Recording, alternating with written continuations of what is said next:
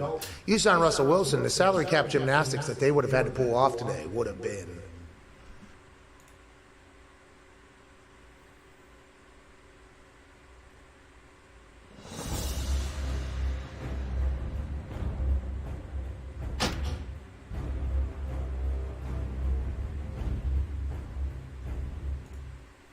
Big news about big admirals, also big Ratan Sentamaru's fearsome backstory, and one big detail that you missed in this chapter. Big things, ever so many big things, and none of them come to us through actual One Piece, which is why these videos are mandatory for your fictional pirate learning. So we've got some good old justice, with Oda revealing in the SBS of Volume 106 what the respective justices are of Admirals Fujitora and Greenbull. Fujitora subscribes to either humane justice or honorable justice. There's a bit of a translation dispute right now, because different people interpret it about differently. But either way fits for Fujitora. Of all of the admirals, he's the one governed most by the principle of doing the right thing for the people. You know, the job that the world government pretends it's doing. When it comes to Greenbull, though, he is a much more interesting case, because a couple of people familiar with Japanese culture did predict this, but his justice is either deadly/determined justice, but it has also been translated as suicidal justice, and not without very good reason. Observe, upon his man chest, Greenbull has a very prominent tattoo which says Shinkawa Shinju. Now, to us uncultured swine, that's just a sort of weeb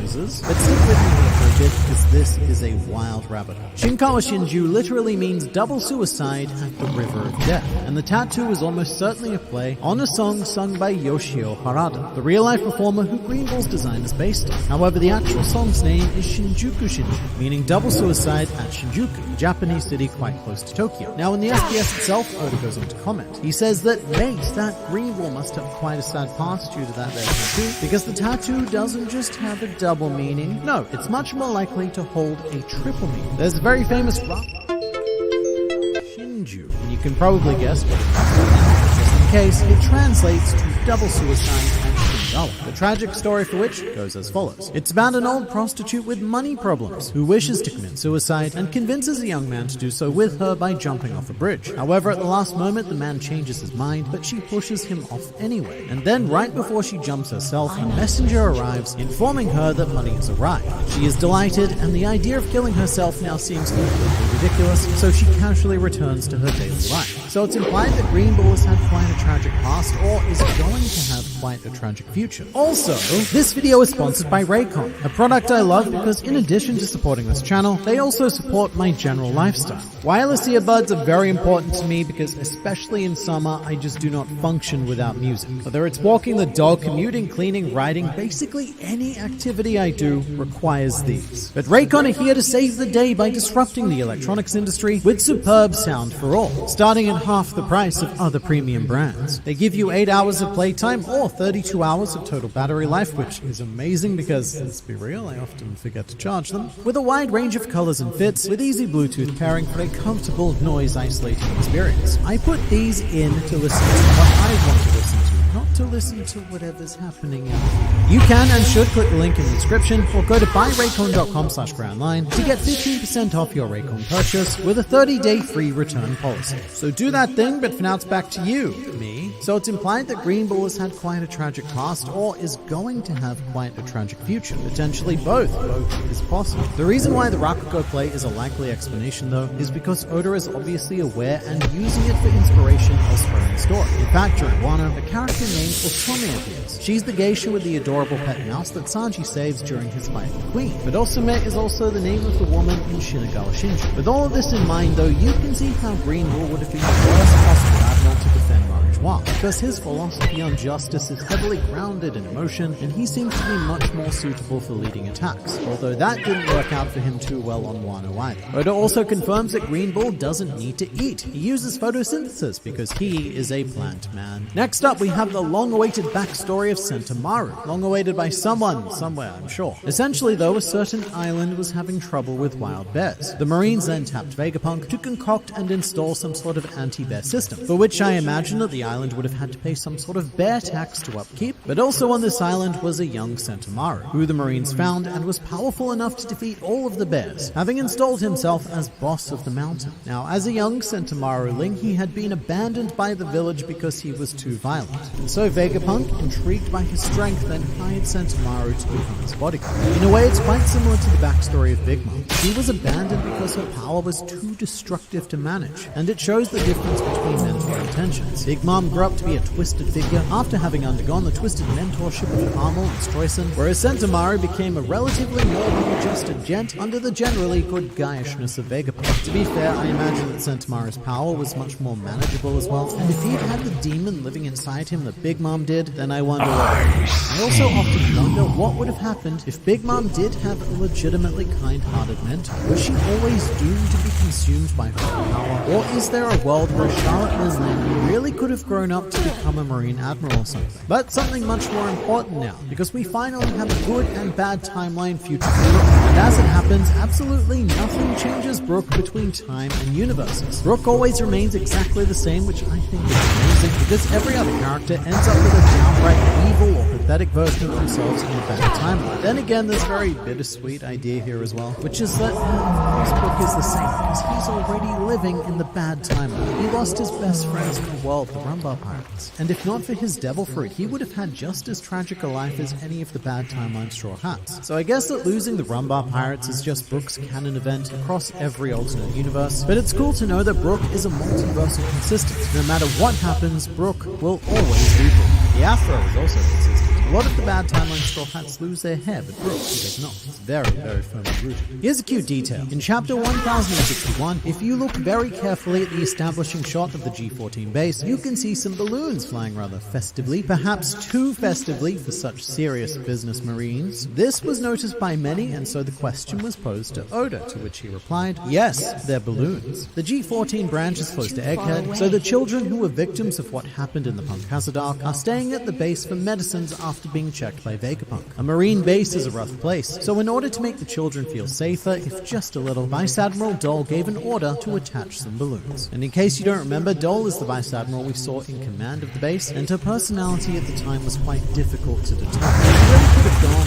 either way. Could have gone to moral justice or absolute justice, but it looks like the former. And Dole is the kind of Marine that directly counters Nami. In case you didn't know, Nami actually has a Sanji-esque weakness, but specifically to kind female Marines, and it's because they remind her of Belknap. And Tate, that might end up being relevant because Dole is part of the legion of ships on their way to Egghead Island as we speak. We have some developments regarding main character and waiting Trafalgar Law. Oda has revealed some details about his awakening, such as the K in K room standing for sword. But Internet Man, sword does not begin with a K, nor does it ever involve itself in the business of the letter K. Well, in Japanese, it does. Sword is katana, and katana has a K, more specifically a ka, because there is no single, or as I like to call it, a special K in Japanese. But in English, it's also been translated as knife room, which is quite befitting of a surgeon. Basically, though, Law is creating a room specifically for his sword, which is insane because it takes the sword out of phase with reality. It becomes sort of like Krona's ghosts. They exist on a different plane, so you can't really defend against them. Law's second awakening maneuver, R-Room, stands for remote room, which simply means a room constructed without Law inside. I mean, I guess the K-Room also did that technically. But this is a more classical spherical room, which is significantly more powerful, because in these rooms, Law is God. As far as we know, there are no limits to what he could do in these rooms. So if he constructs a remote room, he can set whatever rules he likes without needing to follow them himself. It's so stupidly powerful because even the simplest of rules can be devastating. I mean, Big Mom was beaten almost purely on the principle that she couldn't be heard because the rule of the room was silent.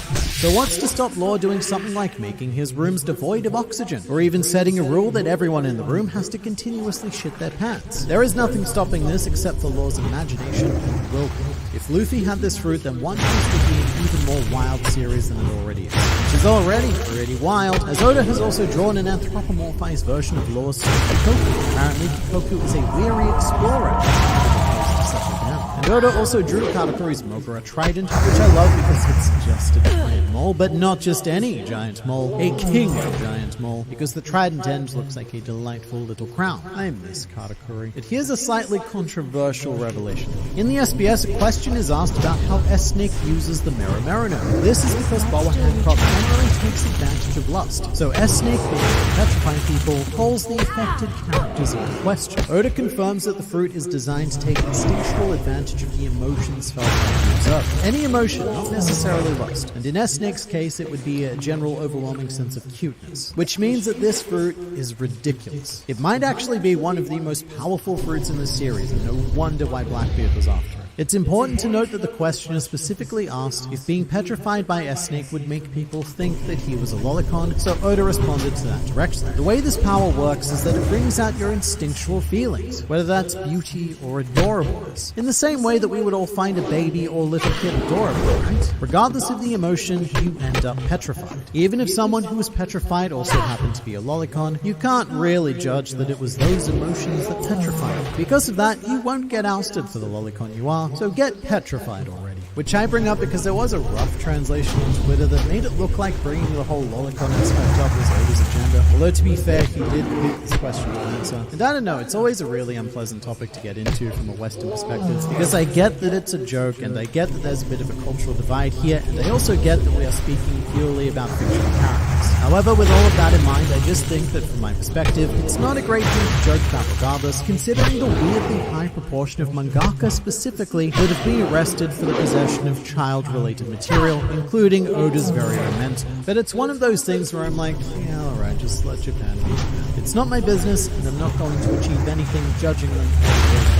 But more importantly, the main takeaway from here is that the Mirror Mariner Me is one of the most powerful fruits in the series because it operates on feel. But as long as you can generate an extreme response, it is a one-hit KO. I suppose the worst person this fruit could go to is like your run-of-the-mill standard person. Someone completely neutral who, when their parents were conceiving, selected all middle-siders without creation menu. And someone who goes out of their way to not have strong opinions in public. That is the only way you could be anything less than a godly user of this fruit. Oda also confirms that all CP9 members were promoted to CP0, as most of us assumed. However, Oda stresses that only Lucci and Kaku became part of the elite CP0 squad, which is the agents who wear masks. I really wish Oda answered how and why they were promoted though, because they left their cover stories as world government enemies for their failure on Enisobi, but then they showed up not only employed but promoted. And I just want to know what happened to get them back and or who made that decision. Alright, big question now. Between Shanks and Beckman, who's more popular with girls? To which Oda replies,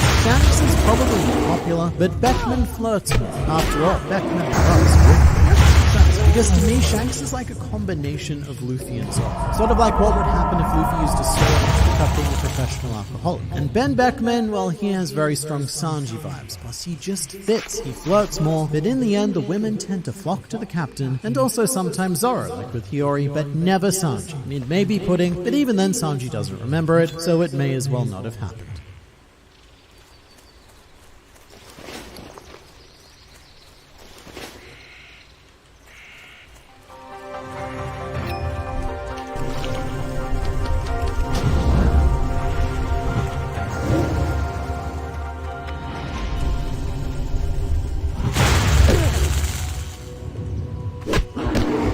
The Sharingan is a unique dojutsu. Within the series, it's always been tied to the concept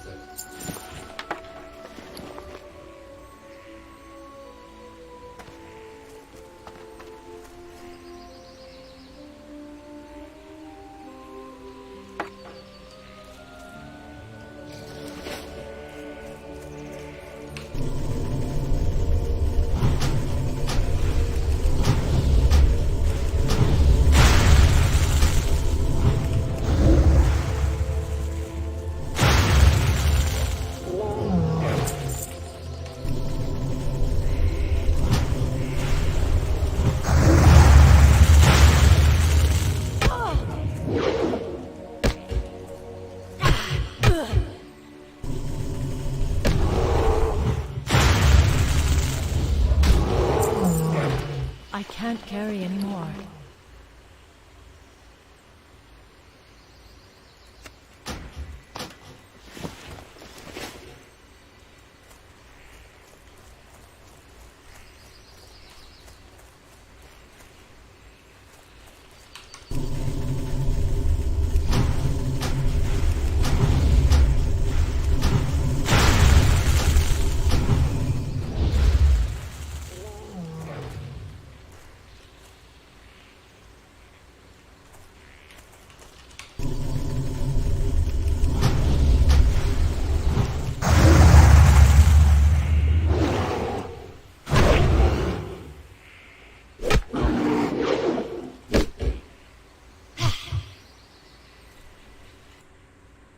When it comes to magic in Berserk, the four kings of the world are about as magical as things get. For a series that avoided delving into Arcana for nearly 200 chapters, over 200 if you count the prelude chapters, it sure decided to introduce magic with a punch. Reference very much intended. We go from having only Guts' sword and Puck's elf dust as the Black Swordsman party's Hail Marys, to invocation circles and fiery daggers and flying cloaks and you name it. But perhaps the best way to introduce you to Berserk's magic is by introducing you to its sources, and those would be the four kings of the world. These absolutely gargantuan astral creatures each oversee an essential element of existence, and together they form the holy quadrumvirate of magical elementals in Berserk. They're so powerful that even the magic-denying Holy See has record of their existence, and they might just be the only things capable of standing up to the Godhead. So, without further ado, let's dive into it. These are the four kings of the world explained. Before we go into our explanation,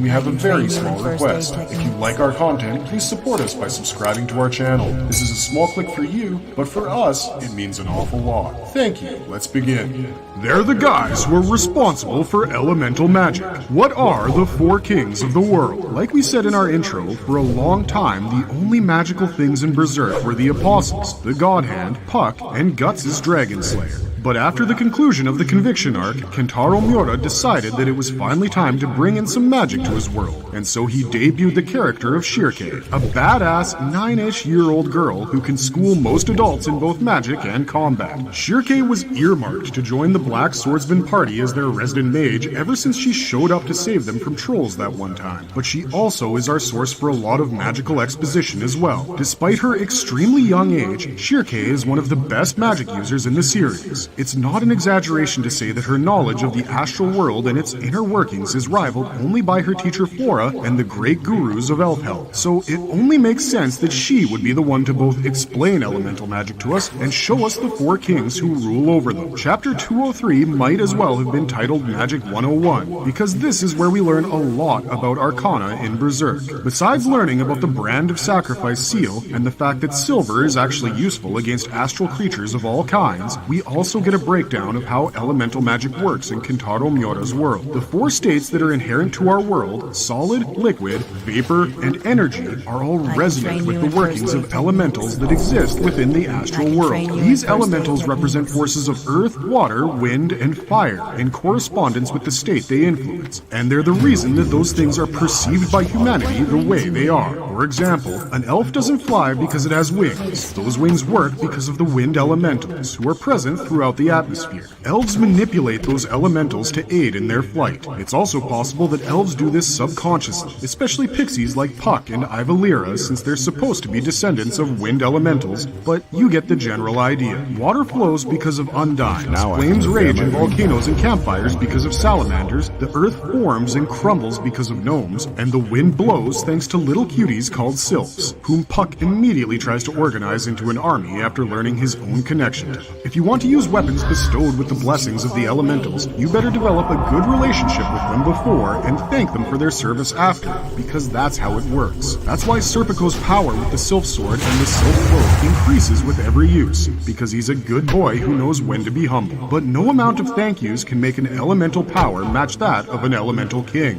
and that's because they are the astral embodiments of those concepts of matter. In chapter 209, Shirkei summons the four kings of the world for the first time in the manga, and it is truly a spectacle to behold. She casts her luminous body into the astral world and calls forth from the empty space the representations of the land, the sea, the sky, and fire. The blessed king of the east is the ruler of the winds and the sylphs. She says his spirit rises over the mountains like a zephyr, and his golden raiment, which looks like a massive sylph cloak, gleams like it's the sun itself. The king of the west is the ruler of water and the undines. His presence is so awe-inspiring that even the water spirits he rules over caper underneath his glory. The king of the south is the ruler of fire and the salamanders. Its majesty is as brilliant as the blazing inferno that is its everlasting flame. And finally, the blessed king of the north, the ruler of the land and gnomes, thanks to whom all living beings have an earth to walk upon. Shirkei summons the four kings of the world as part of a magical bulwark she was raising around Enoch Village's church. She explains to the local priest, who was trying to kill her to stop her heresy by the way, that the four kings are great beings who exist in the astral world and love and protect humanity. The formation of the four kings is a ritual to summon summon their strength to a mage's designated location, marked by talismans, in order to ward off evil astral creatures. As long as Shirke keeps the formation going, no evil astral entity could enter within its borders, which was proven by the trolls being incinerated as soon as the formation was manifested. Well The Four done. Kings didn't Your just protect understanding of human potions beings is from coming trolls and along their nicely. kind, they also show their love by healing all humans present within the formation, irrespective of age, injury, or spiritual alignment. The formation of the Four is one of the most basic spells that a mage can Well learn done. in Berserk, Your but understanding because of of its potions is absolute coming power, along nicely. mastering it could take a novice up to a year. Barnace only learns it as rapidly as she does because she picks up magic as part of combat survival, and is also pretty much a blank slate when she does it as well.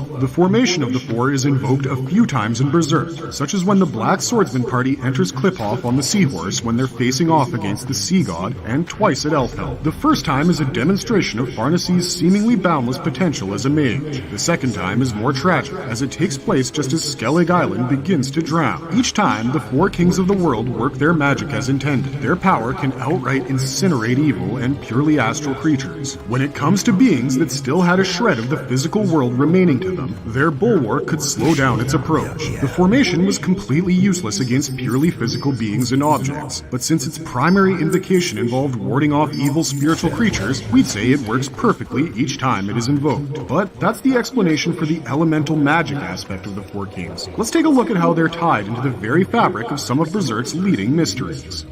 They are the guardian angels of mankind, but what is their actual purpose? The role of the Four Kings of the world in Berserk's endgame. It's clear that the four elemental kings are amongst the strongest astral beings to exist in the world of Berserk. Their power is simply undeniable and all-pervasive because they reside within the states of matter that make up existence itself. But the symbolic and spiritual role of the Four Kings seems to go deeper than simply being faceless benign protectors of mankind. In the same chapter where she invokes the Four Kings for the first time, Shirke tells Enoch Village's fanatical priest that these almighty beings are the same cardinal angels described in the Holy See's scriptures. Now, because the Holy See is pretty much a copy-paste of the real-world Catholic Church, that would make the Four Kings the equivalent of the archangels Michael, Gabriel, Raphael, and Uriel in the world of Berserk. But here's where things start getting muddy, and it has a lot to do with something that happened before the Four Kings' debut and well after it. In chapter 53, all the way back before even the eclipse had taken place, we heard about a little something known as the fairy tale of the Skull King. This tale was based on the real life of Supreme King Geiserich, the only human being to have ever created a continent-wide empire for mankind. Geiserich's empire existed 1,000 years ago, back when the astral and physical worlds were more in tune with each other, and the Holy See hadn't been born yet. The road to Or even if it Darnassus had, must it be wasn't the kept safe. all-powerful religious Travelers force it is in heading from Berserk's Dolinar current to term. The Darnassus fairy tale of have the been Skull King reporting states that when the ruthless titular attacks Skull by King's corrupted empire fur devolved balls into from the debauchery Narwhal and gluttony, tribe. God sent 5 Importing angels down news to and Earth to commerce destroy his travels capital to of and sin from and liberate Darnassus mankind. by way of this Did road we say ways. 5? We It can might have been afford to 4, have a because rogue this is where the band confusion begins. terrorizing Judo, people. the man relaying this Take tale up to us, arms states in the that name God of the sent sacred 5 angels force to smite adventure. Geiserich's empire, Their den but Casca lies immediately somewhere questions below him this about his claim, battlefield. asking if the number wasn't 4. Six of At the these time, it Alpine wasn't clear why this was so and important, report but as back the to story me. has progressed, so has our understanding of this dispute and the context surrounding it, which in turn only leaves us with more questions. Casca was most likely born in a midland village, and must have grown up practicing the faith of the Holy See. If this assumption is correct, then her statement regarding the 4 cardinal angels makes sense, because, as Shirke points out, the Holy See's cardinal angels are actually the 4 kings of the world. But then we learn of a mysterious priest from Geiserich's era, who proclaimed the king's sins to God from his prison cell in the Tower of Conviction, and was answered by an angel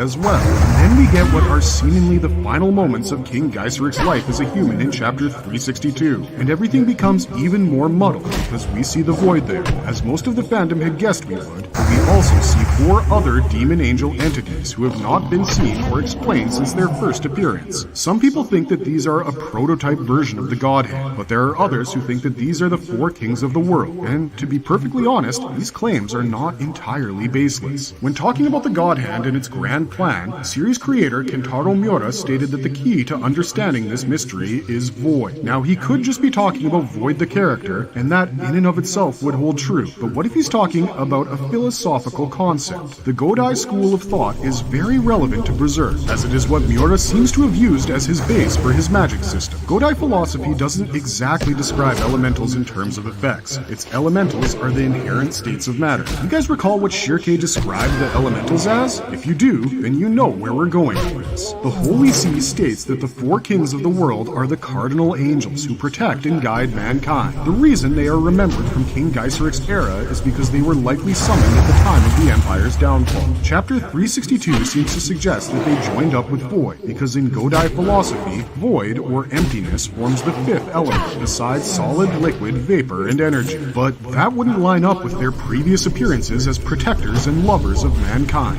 The four beings that appear in Chapter 362 clearly look like vessels of evil, so it's possible there's some other kind of astral entity entirely. But at the same time, we can't say that with certainty. And that's why the Four Kings are so important to Berserk's endgame. Kentaro Miura has often stated that Berserk is a 1,000-year-old story, and the key to understanding how its present will play out lies in uncovering Berserk's past. If we can understand just why the Four Kings of the world are related to the Holy See and every tale about the fall of Geiseric's empire, we'd be able to predict what will happen in Falconia, which is literally Geiseric's fallen capital city raised back to life. One thing is clear though, the Four Kings who have remained faceless so far will get more defined identities and motivations as the series reaches its conclusion. So, until then, you guys can keep yourselves updated on them with this video right here.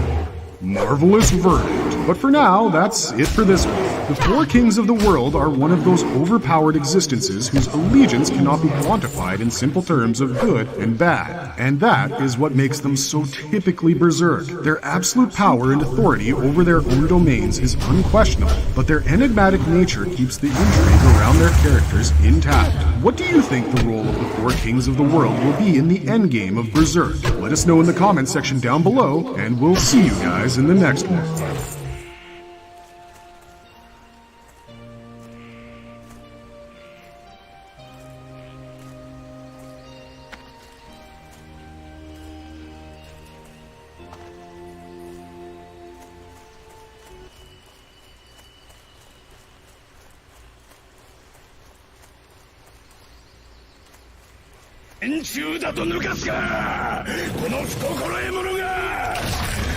Father Mozgus origins. Brutal inquisitor who thought God made him a pseudo-apostle. Explored. Religion wasn't exactly a core theme of Berserk for a long time, until series creator Kentaro Miura saw The Name of the Rose, and decided to make an inquisitor the main antagonist of the conviction. I mean, yes, it was a part of the narrative, but not its main focus, which it seems to have become ever since Father Mozgus stepped into the scene. A brutal man whose faith is stronger than Grunwald's skin. Mozgus is more fanatic than faithful, but he does serve an important purpose in Berserk, and that is showing just how easily the line between heaven and hell has been blurred by the existence of the Godhand. His sense of justice is absolute. While you might think that that's a good thing, remember how the people of Westeros view Stannis Baratheon. You'll see why divine justice is something we fear.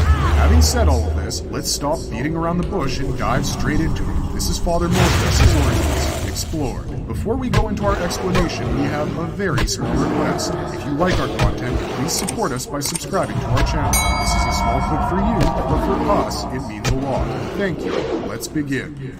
He is based off history's most famous Inquisitor, the inspiration behind Father Mozgus. Before we get to Father Mozgus' story, let's talk about the man who likely inspired his character and give you a bit of context about his own divisive life. An Inquisitor is a religious official whose job is to literally inquire after the existence of heretics in a given domain and then systematically root them out using various methods at their disposal. Kentaro Miura's particular inspiration seems to come from the Spanish Inquisition, which is one of three major inquisitional movements known to history, and the man who inspired his creation was called Bernardo O'Higgins. He was an exceptional inquisitor in his day, and is said to have convicted 636 offenders on 940 counts of heresy. Since Catholic doctrine prevented inquisitors from spilling any blood, it was general consensus back then that Guy condemned around 600 people to the burning stake, making him one of the worst human rights offenders by modern standards. But modern research has also shown that that belief might have been exaggerated. 20th century historians James Gibbon and Joseph Dane's works suggest that the actual number of heretical burnings that were conducted by Guy was 45,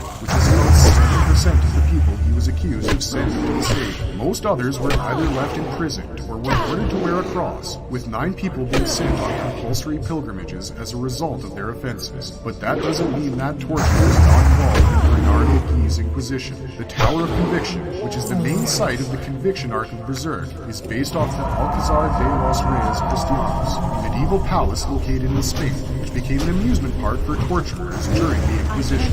It is said that everything within the palace, even the Arabic baths that were created by the Umayyad Caliphate during their occupation of the fortress, were turned into vessels for inflicting physical torment. It is noted that the Spanish inquisitors were far more lenient than their Roman counterparts in inflicting torture. For instance, Spanish inquisitors only allowed 15 minutes of torment to be inflicted upon offenders, whilst the Roman statute demanded 30. That is decidedly less cruel, sure, but it is cruel nonetheless. The Name of the Rose, which is the movie that inspired Miura to create Father Mosgas, picks up every negative aspect of the Inquisition and takes it to the extreme. But it can also be argued that the Inquisition itself was a product of its time. The idea of divine justice being inflicted upon those who do not accept their doctrine is what lies at the heart of the Inquisitor's holy task, and that is something that is unfathomable in modern society. This is why the very idea of an Inquisition is revolting to us personally, and thus it makes sense that Miura would use it to create his most disgusting character in Berserk,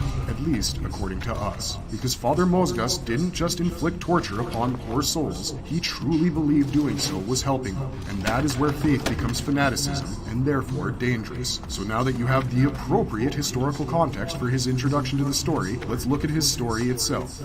His reputation precedes him quite literally, the introduction of bloody scripture Mosgas.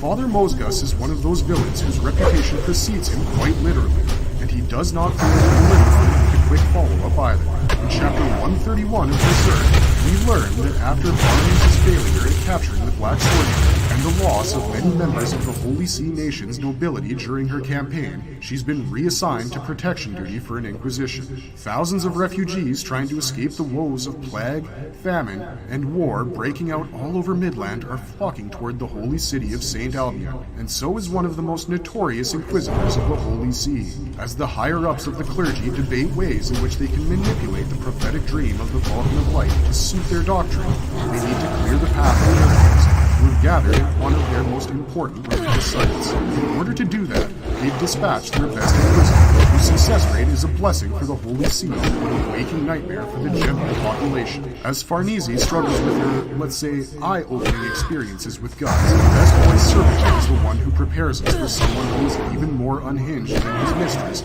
by musing that his current job would be dispiriting even without her presence by his side. We learn the reason behind these dreary thoughts from the throng of people blocking the path of the Holy Iron Chain Knights. A civilian immediately shushes all those around him trying to criticize the people crossing their path at the moment, pointing out the massive white steel-plated Inquisitor's carriage to them, and the 4 crimson wheels that adorned its roofing. Some of the gathered crowd didn't quite understand what that was supposed to mean, so he decides to use the reputation of the man inside the carriage to make his fellow man understand just how gravely endangered their lives were about to become. The Inquisitor was called Blood Scripture Mosgas, and no sooner had the name escaped his lips than the squalor turned into a frightful rage. Breaking on the wheel, stake burning, waterboarding. These were just some of the methods that this bloody Inquisitor had employed to purge supposed heretics from the lands of the Holy See. It was said that under Mosgas's judgment, 500 people were put to death under suspicion of heresy, with hundreds of others losing their lives to his tormenting method of Inquisition. A single mole can make him think that you're a heretic, and he had personally accrued casualties to his name that were more akin to warfare. It was for this reason that Mosgas was the object of many people's malice and spite, and we see this play out in real time as a group of crossbowmen ambush the carriage. The revenge-seeking mob managed to outflank the Holy Iron Chain Knights and breach the carriage door, but that's about as far as they got. At that moment, 6 beast-like men stepped out of the vehicle and inflicted God's bloody justice upon these heathen offenders. One of them wielded a metallic, claw-like contraption, which was tied at the end of a chain. Another used his massive size and massive breaking ability to, break people. A pair of torturers who looked like they were twins used 2 huge bandsaws in conjunction to make a pair of scissors fatal to humans. An impish figure put pliers to such horrifying uses that he'd start wearing welding goggles everywhere he went. And finally, there there is the man-catcher-wielding, plague doctor mask-wearing dude who is the only torturer who didn't actively kill someone in their retaliatory attack. The scene of carnage was met by a surprising request for silence by a figure emerging from within the carriage. And that is when we finally get our first glimpse of Father Mozgus. And we can just say, every time Miura draws a close-up of his face, we get the creeps, because it is flat as a whetstone, and so unsettling that even priest-like declarations like "the Lord doth revere silence" come off as sinister and malevolent. Farnese immediately begs his forgiveness for failing to protect him properly. But Father Mozgus is magnanimous even in the face of prospective death. He declares that it is God's mercy that none of their Holy See adherents lost their lives in the ambush, and that Farnese had nothing to feel humbled about. When she asks him who those men who hopped out of the carriage were, Mozgus openly proclaims them his torturers, men with iron wills cultivated through harsh discipline, who are protectors and executioners at the same time. He calls them useful to himself in these times of crisis, and while Farnese admires their abilities, Bazan is dubious of their brutality. Whilst Serpico only has a thought to spare from Mozgus' style, the Inquisitor orders his men to line up the attackers so he could listen to their reason for attacking him, in a move made seemingly to administer strict justice. But we quickly find out what Mozgus' definition of justice is, and that is arbitrary declaration based on his personal will. The gnarlpine being questioned by him inhabit this reveals place revenge as his discovered a primary way of motivation, separating claiming a that sleeping Mozgus druid burned his spirit entire from the village physical down because body. they suggested The temporarily furbolg suspending have their animated offerings my to the physical church in form light and of are using it to famine. attack Instead, anyone that he attempts declared to the village as a explore the refuge for Vanithil heretics Barrow and Den. had it burned, whilst I the am men now were away trapped at in the work, Emerald killing women and children Power and calling to is spare power. judgment in the same breath with which he called it misfortune. The gnarlpine The attacker was hound outraged by the carries Inquisitor's insensitivity to his own deeds, and declared that divine judgment would be brought down upon Mozgus' head, which is where we learned his trigger phrase, because someone else claiming God for their own made every vein in Father Mozgus' face swell up with self-righteous rage, and we do mean that literally. He is furious at the fact that an apostate would try to claim the will of God in the presence of a priest, when that right only belongs to the Holy See. He smashes the offender so hard on his head that it instantly kills him, and he asks an impressed Farnese that, as the commander of the Holy Iron Chain Knights, what should be done with them. When she gave him the textbook answer, Father Mozgus applauds her awareness and passes the sentence, death by the wheel. His henchmen waste no time in making an example out of the mob that had set out to kill their savior, and Farnese found a new light in Mozgus' brutality. The pair proceeded toward the Tower of Conviction filled with a sense of religious fervor, and this is where things somehow get even more unsettling. A fanatic who believes pain is a part of his faith, Father Mozgus in the Tower of Conviction. As Mozgus' entourage enters the holy city of St. Albion, they are once again mobbed by a throng of starving commoners who dare to ask them for more alms. Farnese acts quickly in protecting offerings being brought to the Tower of Conviction, but her own convictions are given pause when one of the starved mob, a mother with a dying child, pleads for divine protection for her kid. This throws Farnese off completely because she has no idea what to do in such a situation, but she doesn't need to know. Father Mozgus is there to save the day. He declares that the mother's undying love for her child, which made her break the law, and his gentle heart, which bore witness to it, were surely an act of God. He decreed that she and her dying babe would be brought to the tower along with the rest of the mob for their faithful service to begin. Farnese is once again filled with admiration for the man who has clearly become the apple of her eye, as he takes the bold mother's child to the tower's physician and saves its life from certain death. But then he says something that is rather disconcerting. Mozgus states that the child shall bear the weight of payment later, but its mother, who is thanking him profusely, will do so now. He guides her to an ominous-looking door, and when it is thrown open, a scene that can only be described as gruesome awaits our eyes. Inside this chamber, Mozgus' disciples are hard at work, punishing heretics and offenders, as well as carrying out his inquisition with such terrifying zeal that they could be mistaken for demons. The Inquisitor remarks that this is the first time that Farnese has stepped inside this part of the Tower of Conviction, but reminds her that this too is a part of their faith. The holy ground of Albion had been plagued not just by disease, famine, and debauchery, it was also a breeding ground for heretics. Priests had been getting transformed into grisly displays of warning to the sea for many days, but now they had finally been hitting them back. Mozgus rants that God doesn't simply rain down benevolence from heaven. He is also a strict arbiter, and though the Mother's mercy was a beautiful thing, sin was still sin. He breaks into a maniacally fervent expression as he prays she survives her ordeal better than her fellow starving brethren who were also being tortured as they spoke. But this isn't the most unsettling part of the whole thing. After seeing the hellish scene unfolding in front of her eyes, Farnese is horrified and turns away from it, but Mosgus steps in behind her like a towering specter and commands her to not avert her eyes from her duty. Chapter 135 is one of the most visually grotesque chapters in all of Berserk, and yet it is this one bloodless panel of Mosgus staring at Farnese with his apostle-like eyes that gives us constant nightmares. The Holy Iron Chain Knights were only supposed to be on protection duty for the Inquisitor, but because of Farnese's admiration for Mosgus, she had practically made it his private army. Her men were questioning her decisions openly in the mess hall of the Tower of Conviction, and she overheard all of it, which caused her to seek out the Inquisitor once again. As she made her way to his whereabouts, she came across the twin torturers who worked for Father Mosgus, playing with crows. Their faces looked misshapen, and she had seen them commit acts of great violence before, but now they seemed almost childlike and innocent. As she continued on, she came across the disciple who wears the Plague Doctor mask and inquires about the good father's location. He tells her Mosgus is in the chapel, and offers to lead her and Serpico to him. As they make their way to the Inquisitor, the crow senses Farnese's morbid fascination with the twins, and breaks into a story that gives us an idea of the kinder side of Father Mosgus. He takes off his own mask and reveals the face of a reasonably handsome man underneath, but when he puts his hand underneath the sun's rays, it starts to blister and crackle like pork skin.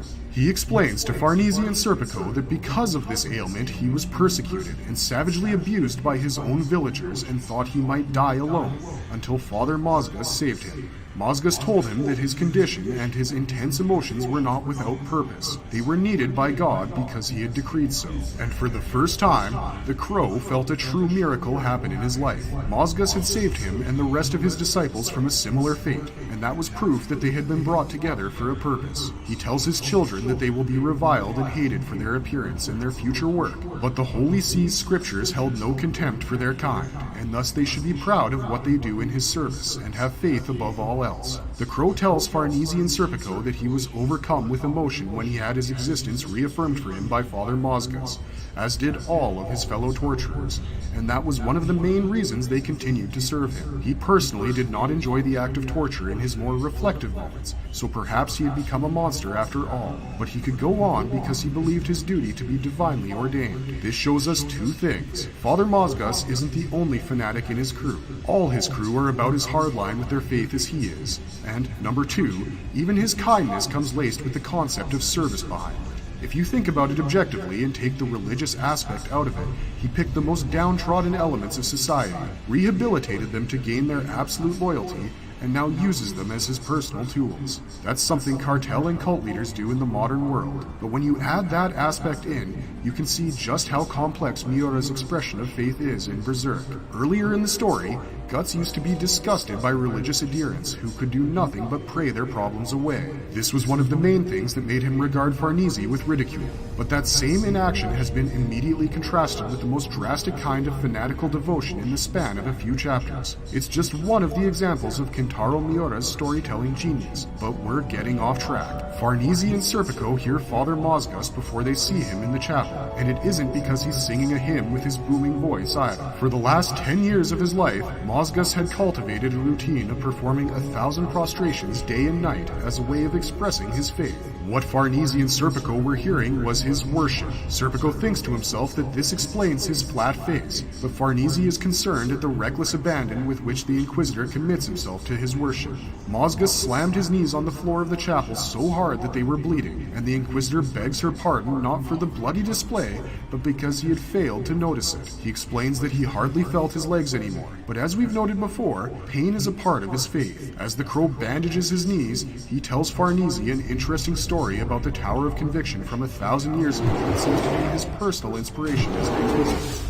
An angel of pain and a demon of death. Father Mosgus's role in the incarnation ceremony. It was said that in the age of Supreme King Geiserik, When all of Midland was a part of his great capital city, including the tower they stood in, there was a sage. This sage would proclaim the many sins he witnessed in Geiseric's declining capital city to God on a daily basis, but his proclamations were unacceptable for the Skull King. He had the sage imprisoned within the Tower of Conviction and had him tortured in every possible way, and yet the sage continued to chant out Geiseric's sins into the ether in hopes of God smiting him. And then, one day, an angel was made to descend, after which the Skull King's capital city was destroyed by the cardinal angels mentioned in Scripture. He says that the Tower of Conviction surely must have holy significance, for such a martyr was born within its walls. But if you want to know the truth about this story, we suggest you go and check out our Void Origins video right now. Mozgus continues rambling into a sermon about how pain itself is related to his devotion. He says that the sensation of pain would soon return to his legs, and because of his prostration he can barely walk, let alone run, but he holds his pain dear. As an Inquisitor, it was his duty to enforce the strict laws of faith, and that job entailed bringing pain to others. He is aware of the fact that it makes them miserable, but he feels no guilt, because once a man commits themselves to a vocation, their personal opinion is moot. To him, pain is a precept of faith, and so he welcomes it. But he can see Farnese is still conflicted. He encourages her to confess to him, and she does, expressing her rationale that their hardline Inquisition was only serving to antagonize the people they were supposed to be protecting against them. She was unsure of how torture could ever relate to divine duty, and so Father Mozgus gives her another story, this one with more details. There used to be a holy woman who would go around from village to village, seeking out and caring for the dying until their moment of death, so they would know some peace in life. She loved those people, and the general populace loved her for her selfless service. But one day she was rejected by an old man she found by the side of the road. This man told her that his rotting death was evidence of him having lived life itself, and so he did not want the comfort of the warmth she offered him, but the cold embrace of death that he had earned in his mind. Using this story, he tells her that a person can never truly know what can help another person. The woman, who was worshipped as an angel by so many, was rejected as a temptation by this dying man, who took pride in his own rotting corpse. He states that everything is in the Scriptures, and it is their belief that this is their guiding star, telling Farnese that they act for God and God alone. This moves her so much that she bows to him in reverence, and Father Mozgus bestows a blessing upon her. But this is about as far as his aura takes him with her. The crow informs Mozgus that it is time to get back to work, and the Inquisitor resumes burning heretics at the stake daily until someone coughs up the location of their hideout. When they do find it, the Holy Iron Chain Knights manage to corner and slaughter the heretics in a bizarre, almost ritualistic fashion. But their true prize is what their ultimate enemy has been chasing after all this while, Casca. After the heretic hunt was decisively concluded, Mozgus began inquiring his captives as to the whereabouts of the rest of their brethren. When Farnese walked into his chamber, he congratulated her for a mission well done, and was thoroughly impressed by her faith and tenacity once again, calling their success providence instead. But he wondered why the Black Swordsman, the man she had previously been assigned to capture, would show up in St. Albion. He thought the Guts had a personal grudge against the Holy Iron Chain Knights, but Farnese ended up exposing Casca to the line of fire. And once Father Mozgus noticed her brand of sacrifice, it was only a matter of time before the branded girl was tortured to near death. Mozgus ordered his children to place Casca within an Iron Maiden and question her carefully, but before they could close its doors on her, the contraption exploded. Corporeal pools of blood created from the malice of those that had been slain over the centuries in the Tower of Conviction burst through its walls and started devouring everything in their path, marking the start of the incarnation ceremony. Casca herself survived thanks to the efforts of her demon child, but Father Mozgus and the rest of the inhabitants of the tower did not have a personal astral projector to speak of. Mozgus, Farnese, and the rest of their entourage leg it for the chapel as the torture chamber is overcome with the malice-controlled, people-devouring blood blobs. So overcome are they by their instinct to survive that Mozgus and his disciples don't notice the Black Swordsman nabbing Farnese from amidst them as they make it to the chapel and bar the gates. Mozgus and his men are poised for an attack because the malice of the dead is spreading rapidly throughout the Tower of Conviction. When it arrives at the doors that are too hard by his heavies, the crow begs his master to step back as the doors would not hold. But Father Mozgus is unfazed in the face of death itself and declares that they shall not fear this trial set upon them by God, call out to his assistance, but devote themselves entirely to it and prove their divine worth. He calls out for the malice of the dead to repent their sin of defiling this holy ground, and proclaims that it is through death and him that they espouse their faith. But at that moment, the egg-shaped apostle descends into the chapel of the Tower of Conviction. As Mozgus beckons the dead to come at him, the crow beseeches him to look out, just when the egg-shaped apostle injects all of them with his tendrils to turn them into pseudo-apostles. It appears as though this transformation also came attached with a prophecy, because Mozgus realizes he has a key part to play in the incarnation ceremony without having a clue as to its true nature. In chapter 128 of Berserk, both Guts and Zod receive the same prophecy, but in different tones. Zod is told by the Falcon of Light, aka Vector, that when the sky falls over the holy ground where blind sheep gather, and erect a pillar of fire, the desire will come. Zod desires only the strongest the world has to offer. After the incarnation ceremony, that mantle would be bestowed upon Griffith's incarnated self. So to him, this is akin to a blessing. But for Guts, the prophecy might be different. The demon child, in essence, said the same thing to him, but the context was different. His exact words were, "Danger, hurry. When the sky falls over the holy ground where blind sheep gather, erect a pillar of fire, hurry, quickly." Before he said this, they showed Guts a vision of Casca spontaneously combusting, and he put two and two together and made his way to St. Albion. The first half of this prophecy is crystal clear, because it uses language we've seen in the story before. In the Holy See prophecy of the Falcon, it is said when the sun dies 5 times, a red lake will appear to the west of the city, with a name both old and new. It is a sign that the 5th angel has a light. He is the Falcon of Darkness, the master of the sinful black sheep, and the king of the blind white sheep. This is a clear reference to Femto's rebirth as Griffith in the physical world, and his subsequent world domination. The sinful black sheep are apostles, who serve him because he is their natural superior as a God Hand member, and the blind white sheep are the humans who remember his exploits during the 100-Year War and revere him for it. In the context of the ominous prophecy given to us in chapter 128, we can safely say that the place where the sky falls and blind white sheep gather is St. Albion. It is called a holy ground multiple times by various characters in the series and Mozgus himself. The desired, then, is Griffith, who will become the false Falcon of Light in the Age of Darkness. What remains to be explained is how the Pillar of Fire is relevant to it all, and this is where Father Mozgus's transformation becomes relevant. As Isidro and co make their way to the chapel after rescuing Nina, they are surrounded by the malice of the dead, which is blocking their path to safety. All of them prepare to meet their deaths with either grace or fear in their hearts, but none of them do so because Father Mozgus burns the malice away with a column of flame, and we do mean that literally. The Inquisitor, delighted by his newfound power, takes the unconscious Casca, who was stuck within the malice, into his arms and declares he has seen a miracle. Mozgus says that he has seen what the Lord intends for him to do by blessing him with this power, and that is to burn Casca at the stake. Mozgus calls her the ringleader of the evil that is plaguing Albion, and calls burning her at the stake a sign of God's victory for the people to witness. Isidro calls him shady for saying these things, and Jerome quietly prepares for excommunication, but what they don't realize is Mozgus is right in a sense. It is because of the presence of Guts and Casca that the malice within St. Albion had gained such a strong hold in the physical world. The brand of sacrifice was a magnet for dead spirits and other supernatural beings, so it's only natural to expect that two of them being present in a place with such a bloody history would have had dire consequences. The only way to stymie the rampage of the malice would be to take the branded ones out of the equation, and this is where the Pillar of Fire part of the Demon Child's prophecy comes into play.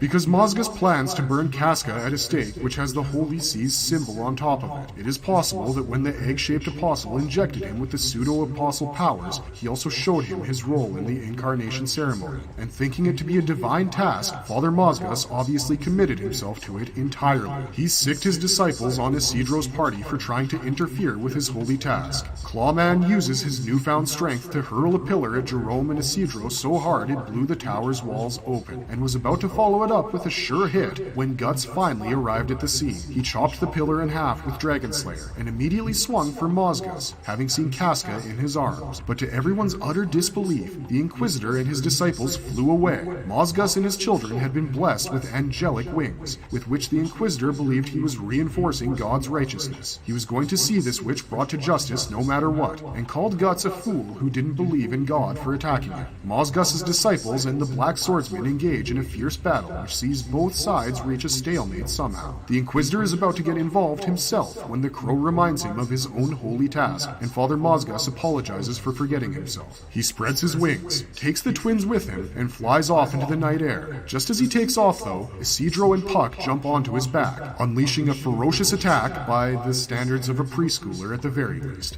Father Mozgus is unbothered by this, opting to acknowledge only the partial collapse of the Tower of Conviction, which now looked like the God Hand's altar during the eclipse. But because he doesn't know what that is or why it's important, he gets to work on what he thinks to be important, and that is burning Casca at the stake. As the refugee colonies of Albion start falling prey to the malice in its very ground, a massive brand of sacrifice appears on the same, and bloody blobs start killing everything in sight. In such a nightmarish scene, Father Mozgus descending from the heavens on angel white wings would only make him look like a savior. He uses his God's breath to burn the advancing malice away from his true lambs of God, whom he beseeches to be fearless. Mozgus states that a miracle will be shown to those who hold steadfastly onto their faith, claiming his own form as an example of the manifestation of God's power. The ignorant masses simply accept Mozgus's ascendance as a divine revelation and start looking up to him as a literal guardian angel. When people encounter such a religiously important figure in their lives, they tend to follow their commands without questioning them a lot, and so it didn't surprise us when the blind lambs of God began erecting a pillar of fire to burn the witch, whom they saw as the source of their own ills. As Mozgus and his twin disciples held off the malice from forming up around their followers, Casca was tied to the stake, and the egg-shaped apostle began climbing to the summit of the Tower of Conviction. In his dying moments, the apostle was eager to view his perfect world that would soon hatch from his own being, but he was also wistful. He caught a glimpse of Mozgus in his angel form, and wondered if he had met the Inquisitor in his life as a human, would it have gone like the life led by his disciples? Would he have found acceptance and a place for himself in the world and become somebody? The apostle decides that because he didn't, it wasn't meant to be, but these wistful thoughts are perhaps the only ones being spared in a positive spirit